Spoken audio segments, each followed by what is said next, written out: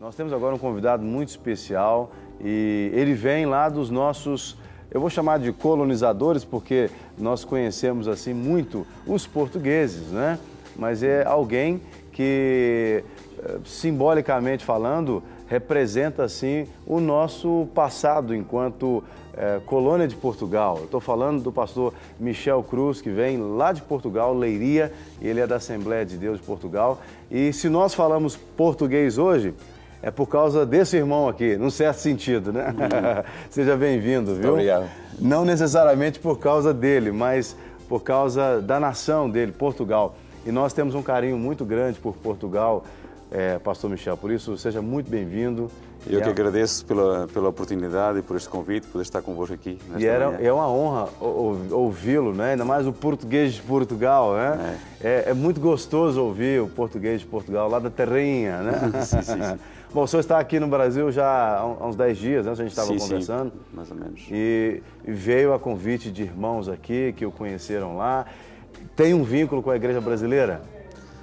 É um vínculo institucional, porque pertencendo à Convenção das Assembleias de Deus em Portugal, e esta convenção tem relações de fraternidade, de comunhão e cooperação com outras aqui do Brasil, então dessa forma tenho. Mas também porque temos muitos amigos, porquanto em resultado da grande imigração de brasileiros para Portugal, muitos irmãos brasileiros e brasileiros que ali mesmo se converteram a Jesus, ingressaram em nossa igreja, estiveram congregando em comunhão com a nossa igreja, e por isso também, atrás disso, muitos pastores visitaram Portugal e visitaram a nossa igreja. E daí estabeleceu-se relações de amizade e de comunhão. E por aí também tenho tido a oportunidade de já visitar várias vezes o Brasil, estar em igrejas brasileiras. Esta já é a sexta vez. Então não é a sua primeira vez no Brasil? Não, é a sexta vez. Estou aqui em BH, é a primeira vez. Já tive a oportunidade de estar no estado de Minas, mas ali mais junto à divisa de São Paulo, nas cidades de Andradas e Poços de Caldas. Portanto, e daí então tem tido este vínculo assim. Então tem muito brasileiro lá em Leiria. Leiria está qual a distância de Lisboa? Situa-se a 140 km a norte de Lisboa, também no litoral. Não está muito longe, né? Está relativamente perto. Para os brasileiros, de 140 km é já ali. Para nós mineiros, principalmente, né? O ali de mineiro, você anda quilômetros e quilômetros. Exato. Na verdade, Portugal tem uma geografia muito diferente do Brasil. É um país bem menor, né? Também geograficamente falando. Sim. Qual é a população de Portugal atualmente? Eu não sei ao certo, mas estará abaixo dos 10 milhões, entre 9 milhões e 10 milhões. Uma estatística de 2012 apontava para à volta de 10 milhões e 500 mil. Mas... Isso incluindo estrangeiros. Exatamente. E como, devido à crise económico-financeira pela qual Portugal ainda está a passar, embora esteja já numa fase de recuperação, muitos estrangeiros voltaram para as suas pátrias, para os seus países de origem. Portugal tinha muitos imigrantes oriundos dos países da Europa do Leste, nomeadamente Ucrânia, Rússia, e também tinha muitos vindos daqui. E digamos que quase todos regressaram. Portanto, já resta um pouco, já é residual a sua presença. E, portanto, claro, ao regressaram eram dezenas de milhares, para não sei se centenas, e isso fez realmente baixar o número de habitantes. E já agora também dizer que ainda cresceu outro fator aqui para minorar o número de habitantes, é que resultado ou por causa da crise económico-financeira, muitas empresas fecharam, muitos desempregados surgiram, pessoas já entrando no mercado de trabalho sem trabalho, então agora está a haver um movimento migratório ao contrário, inverso. Então muitos portugueses estão a emigrar, sendo o Brasil... Para dentro da Europa mesmo? Para dentro da Europa e também aqui para o Brasil e para outros países fora da Europa. Mas penso que fora da Europa, e certamente o país que mais portugueses tem recebido, e aos milhares, não é? Segundo as estatísticas, tem sido mesmo o Brasil. E com relação à população cristã evangélica em Portugal, é uma população grande? Tem muitas igrejas lá? Bem, posso dizer que relativamente tem muitas igrejas, tem muitos lugares, pontos de culto, não é? Templos abertos, casas de oração abertas, muitos grupos familiares funcionando. Tem, mas a expressão em termos numéricos de número de pessoas que sejam membros de igrejas ronda os 1%. 1% só da população? Estamos a falar de uma faixa de 100 mil pessoas, mais ou menos, que é crente evangélico. Uau, super desafio para a igreja portuguesa, né? Eu diria que, dentre os desafios principais da igreja portuguesa, poderíamos listar quais? Ganhar os próprios portugueses, nossos próprios compatriotas, que ainda que se agradam de ouvir o Evangelho, é fácil, digamos, testemunhar para um português, evangelizar. Porque é um país cristão, né, católico tradicionalmente falando. Exatamente. Né? Ainda deve ser? Ainda é, tradicionalmente falando, né? Portanto é católico, segundo se diz, e parece que as estatísticas apontam para os praticantes, e quando estamos a falar praticantes, estamos a falar frequentadores da missa dominical. Portanto, anda na faixa dos 7%. Mas os católicos em Portugal são, por tradição, por herança, nominais. Uhum. E, portanto, realmente a idolatria católica tem muito peso ali em Portugal. Tem muitos santos católicos, inclusive, que vêm de Portugal, né? Exatamente. E depois tem uma santa, não é? Um ídolo, um culto católico que é bem conhecido internacionalmente, que é Fátima. Uhum. Fátima que, por sinal, faz parte ali do nosso, próximo de nós, fica a 25 km da nossa cidade. Que é uma cidade também que tem esse nome? Exatamente, Fátima. E a igreja perante o governo, ela é bem vista lá em Portugal ou não? O governo não faz muita força para que a igreja avance. Eu pergunto isso porque no Brasil, atualmente, o poder público hoje, né, os governantes têm percebido a força dos evangélicos no Brasil. Eu penso que o senhor deve acompanhar as notícias das coisas que ocorrem aqui, e estando em contato com os brasileiros, certamente sabe de muita coisa também. E os governantes brasileiros têm percebido, sim, não só os governantes brasileiros, mas o mercado financeiro, secular também tem visto a força que a comunidade evangélica tem e tem se voltado, num certo sentido, para prestar atenção nessa comunidade. É muito comum hoje, por exemplo, grandes indústrias do mercado fonográfico, por exemplo, da música, criarem lá setores que tratam com o mercado gospel, a mídia televisiva também secular, abrindo espaço para o mercado evangélico, né?